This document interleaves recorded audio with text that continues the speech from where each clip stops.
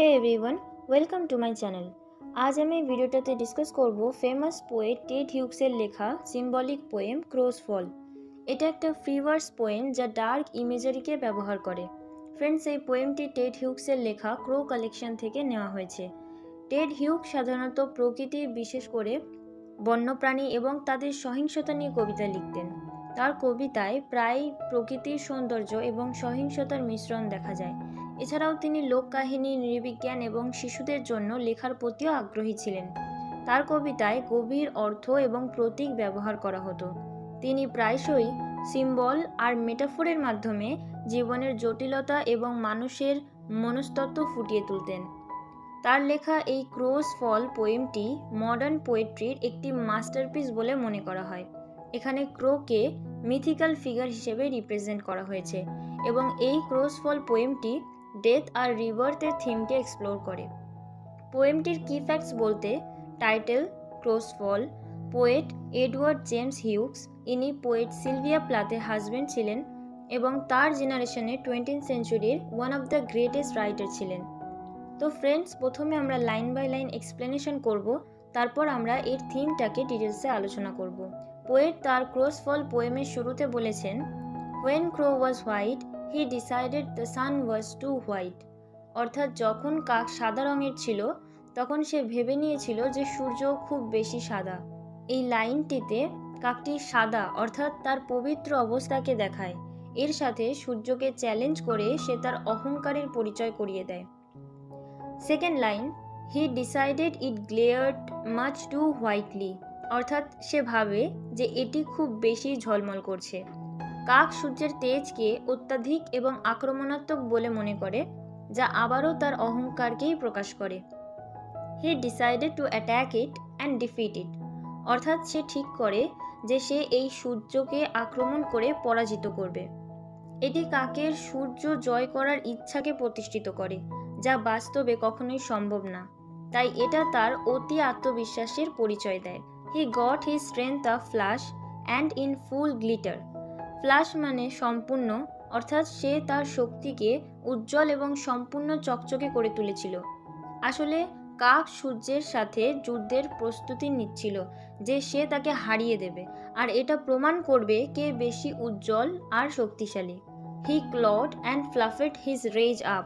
এই লাইনটিতে কাকের শারীরিক প্রস্তুতি চিত্রিত করা হয়েছে, তার নখ আর পালকের চিত্র ব্যবহার করে।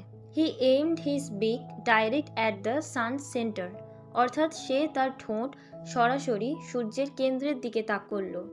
হি loved himself to the centre of himself and attacked. সে নিজের মনকে কেন্দ্র করে হেসে উঠল এবং আক্রমণ করল। এই লাইনটি কাকের আত্মমগ্ন অবস্থা এবং অ্যাগ্রেশনের চূড়ান্ত পর্যায়ের ওপর জোর দেয়। At his battle Cry, trees গ্রিউ suddenly old, shadows flattened, অর্থাৎ তার যুদ্ধের ডাকে গাছগুলি হঠাৎ বৃদ্ধ হয়ে গেল আর ছায়াগুলি চ্যাপ্টা হয়ে গেল। এই লাইনটির মাধ্যমে বোঝায় যে কাকের আক্রমণের প্রভাব স্পষ্ট হয়ে ওঠে, যা তার ধ্বংসাত্মক শক্তির প্রমাণ দেয়। But the sun brightened, it brightened and crow returned cheered black, অর্থাৎ এই লাইনটিতে বলেছে সূর্য উজ্জ্বল হয়ে উঠল এবং কাক পুড়ে কালো হয়ে ফিরে এলো। সূর্যের শক্তিশালী প্রতিক্রিয়ার ফলে কাকের নাটকীয় রূপান্তর ঘটে। এরপর নেক্সট লাইনে বলেছে, he opened his mouth but what came out was chaired black, অর্থাৎ কাকের পরাজয় সম্পূর্ণ, এমনকি তার কণ্ঠস্বরও এই অভিজ্ঞতার দ্বারা প্রভাবিত হয়ে কালো রঙে রূপান্তরিত হয়েছে। ফাইনালি ক্রোস ফাইনাল ওয়ার্ডসে বলেছে, up there he managed where white is black and black is white, I own, অর্থাৎ কাকের শেষ কথাগুলো যা কালো কণ্ঠে উচ্চারিত হয়েছিল তা একটি বিকৃত বিজয় প্রকাশ করে এবং তার নতুন কালো রূপকে গ্রহণ করার ইঙ্গিত দেয়। এবার আমরা এই পোয়েমটির থিম ডিসকাস করব। টেড হিউক্সের ক্রোস ফল সূর্যকে পরাজিত করার কাকের প্রচেষ্টার গল্প বলে, যেখানে শেষ পর্যন্ত সে সাদা থেকে পুড়ে গিয়ে কালোতে রূপান্তরিত হয়। এই কবিতাটিকে পৌরাণিক যুদ্ধ হিসেবেও বর্ণনা করা যায়, যেখানে কাকের প্রাথমিক শুভ্রতা বিশুদ্ধতার প্রতীক এবং তার পরবর্তী কালো রঙের রূপান্তর তার পরাজয়ের প্রতিনিধিত্ব করে।